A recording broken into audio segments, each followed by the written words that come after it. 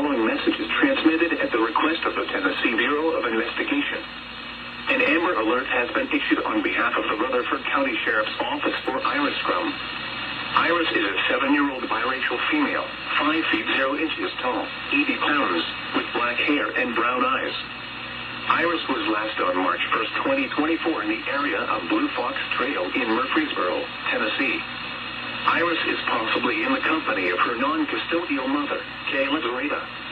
Zareda is a 30-year-old black female, 5 feet 6 inches tall, 140 pounds, with black hair and brown eyes. Zareda is currently wanted by the Rutherford County Sheriff's Office for custodial interference and the San Diego County Sheriff's Office in California for felony child abduction. If you have seen Iris or Zareda or have information regarding their whereabouts, please contact the Rutherford County Sheriff's Office at 615-898-7770 or trace BI 180 or trace BIFIND.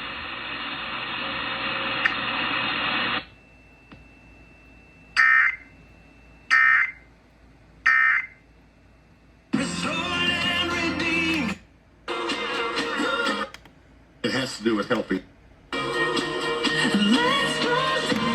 It's more than one book.